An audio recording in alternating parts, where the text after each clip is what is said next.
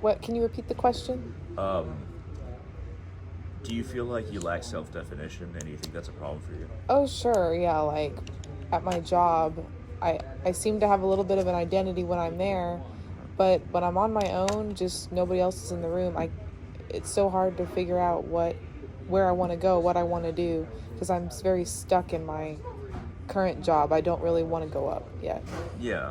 As far as your job goes, that that makes sense because a lot of us feel stuck because most of us have jobs we really don't want, but we just kind of find Sure. ourselves stuck in it.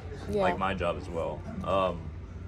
Do you feel stuck as a person though? Like just Oh, sure. Like as someone who is like an addict, I always feel like I'm not gonna we're get not any more necessarily than an that. addict anymore.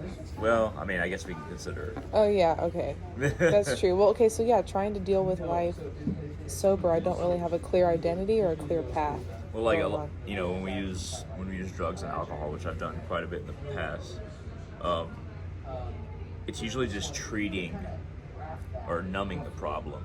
It's not actually resolving it. No. So it starts to how we resolve things through addiction usually starts to become part of our identity because we're just continuously trying to resolve what's going wrong with us, Definitely. but it doesn't resolve things in the long run.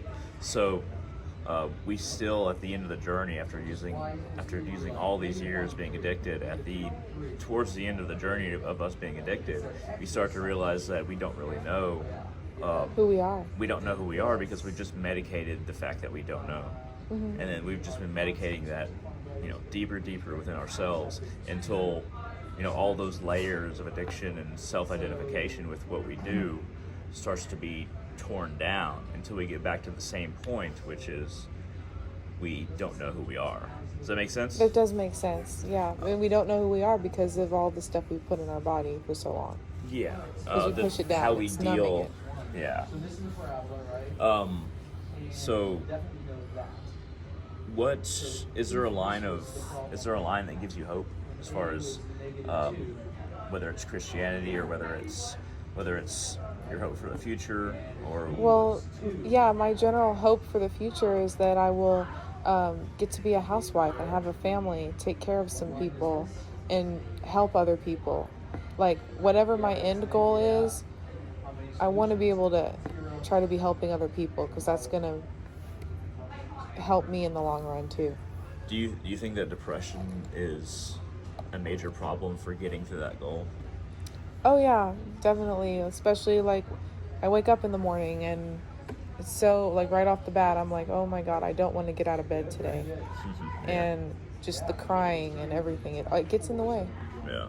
It's yeah, I've definitely been at those times in my life where it's just like, I mean, sometimes I still have those days where I'm like, why should I even get out of bed?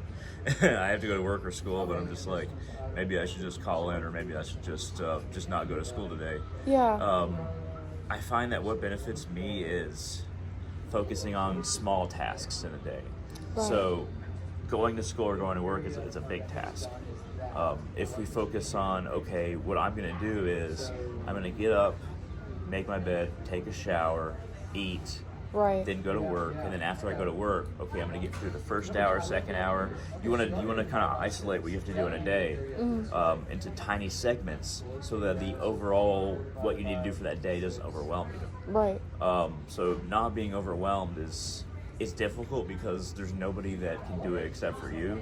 You have to hold yourself to this principle of just accomplishing one thing at a time. Yeah, and yeah, that's the thing, because one of the biggest problems with me is that I would rather focus on other people than focus on my problems. So lots of times I end up not having the discipline to write stuff out, and it just gets very overwhelming. Don't necessarily have to write it out, but I know what you're saying because, there's that old cliche that we should work on ourselves.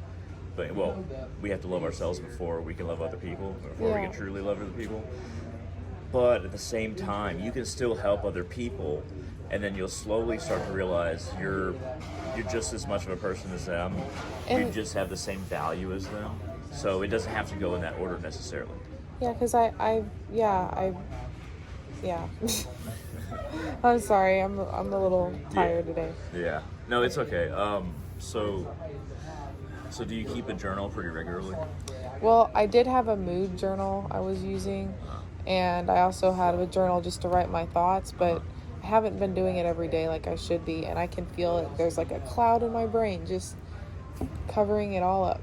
Yeah, that's why, when I was going through my worst times, when I was depressed, it was always good for me to write out my thoughts, because then I have some kind of orientation, because a lot of the time we don't really know what we're thinking. I know that sounds crazy, but we have all these different thoughts. We don't draw a line between the different thoughts. We just have all the things that pop in our head. Sure. So if we start writing out what we're thinking, then we kind of see how our mind is flowing from one idea to the next, and then it makes it easier to alter, but it also makes it easier to figure out what exactly is wrong with us. If that makes any sense. That makes sense. And the spiritual side of it, we feel like we don't have a purpose. Yeah, it feels, when we're like that, it feels like we don't have a purpose. There's no point to us living. Like, why are we even here? And the interesting thing is, the way I got out of that was that, like, I had this big mission of, like, basically I wrote this book, tried to get that book published, starting the Voidist People, which is kind of like this movement, YouTube and podcasts, trying to reach out as much as possible. So really it's about reaching out for anybody, but like, so when I get depressed, I just basically tell myself, which will seem harsh, I tell myself, man, I'm really feeling sad today, and then a part of me, you're like, that's irrelevant to the mission. We just have to go towards the mission.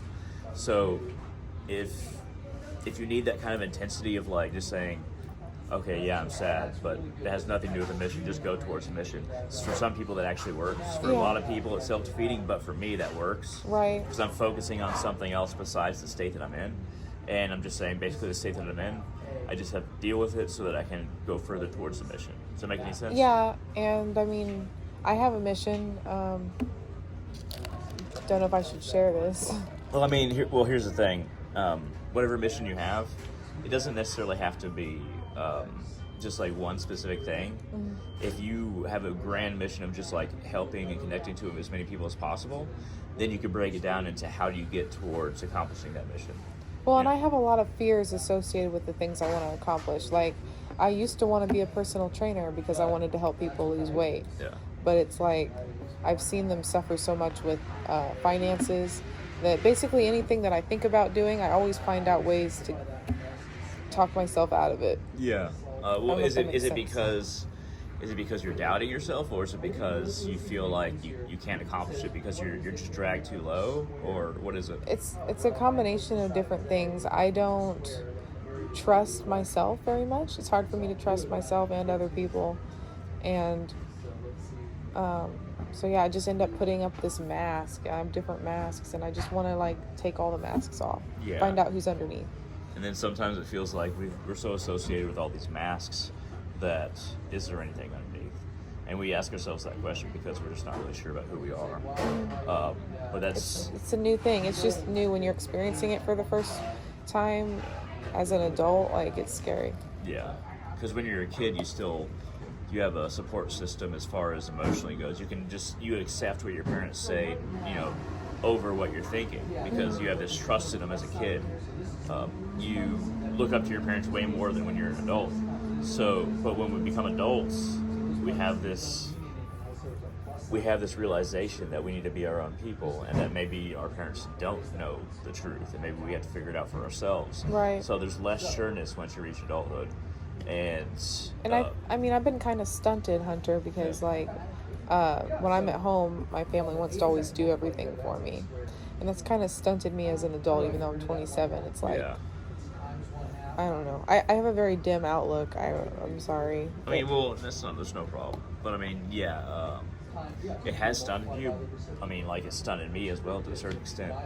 But what we can do is just start appreciating what they do, but also start branching out into things that we can do for ourselves.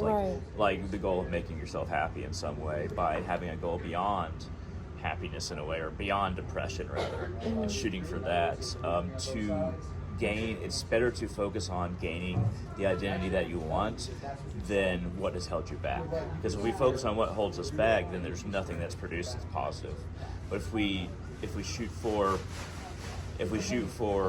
becoming associated with that person we want to be, then that positivity will naturally come, and before we know it, we'll be beyond our depression because we weren't focusing on it. Well, yeah. And we're forming ourselves as a person. That makes sense. Yeah. That makes sense what you're saying. Like us hanging out right now, that's cool. Yeah. So It is. yeah, cool. it helps you not focus on depression. Oh, So for sure. How long have we known each other since we're like? 12. I was 12. Wait, sixth grade, right? I thought it was 7th grade, but maybe I was wrong. Were we 12 in 7th grade? I was 12 in 7th grade. Maybe I was 13. Maybe I was 12. I'm not No, sure. but Claire was in our class too. Remember? No, I don't remember. Where's Claire? Well, like she would sit behind me and she would just say these funny jokes. Then Miss Wilson would get mad. I remember Miss Wilson. I vaguely remember Claire. Oh, that was creative writing, right? It was creative writing. For some reason, I do a little bit remember Claire. I also remember that I got pulled out of class like 3 different times because I kept on talking to Alexis, and she did not want me to keep on talking to Alexis because I was disturbing the class. So she came out. She's like, hey, do you like this girl? I'm like, maybe. And then she's like, well, look, you can talk to her after class, but stop talking to her in class while I'm talking. I'm just like, okay. She pulled me out 3 different times for that. It's like, all right. Oh my goodness. Yeah. Man, middle school was tough for me. It was. It was awful. I mean, I got bullied in middle school because, I was like a fat little kid with a comb over. Yeah. We were all chunky. I was a chunky girl too. And then, like, I didn't have very good social skills because of my schizophrenia. Mm-hmm. It was really hard to develop social skills. So, combine my goofy ass little round person body plus really nerdy looking clothes and hair and glasses. You're being down on yourself. You're good. And then, but a lot of that bullying that we experienced kind of puts forth our expectations for high school. And then so I got into a place where I was just like, I got bullied so much in middle school that in high school I'm just like, fuck it. I remember you being fucking this hate like everybody. this guy that really hated people. Oh my god, people were high school. People were afraid of me in high school basically just because like I was just like, fuck it, I'll fight anybody. I'm tired of this shit. And the funny thing is, when I hit freshman year, I was just like, I lost so much weight. I looked like a stick, man. It was so weird in 9th grade. Yeah. Oh, that was so funny. But yeah, I mean, a lot of that, some of these things in middle school and high school kind of leads into. Well, your childhood makes you sometimes as a. Yeah, it's definitely a huge part of you at the very least. So maybe that's why too I'm so stunted. I share with you like when I was a kid, my mom had a similar illness I do, and so like she would get sick, and then I would be like, oh my god, where's my mom? What's going on with her? And I feel like whatever happened to me as a child is like also stunting my adulthood. You can look at it that way, but there's another way to look at it. Yeah, it's like, okay, this is something else I have to conquer, but it doesn't mean that I'm going to have this problem forever. You won't have. That's still a problem for me too. I'm not saying I'm better, but it's not a problem that we're going to have forever if we shoot for a bigger goal than just constantly thinking about what's wrong with us. Yeah. And I think that's a good place to end the video, but we'll keep on talking, of course. Okay. But hey, thank you very much for listening and watching, and I hope to see all of you on the channel in the future.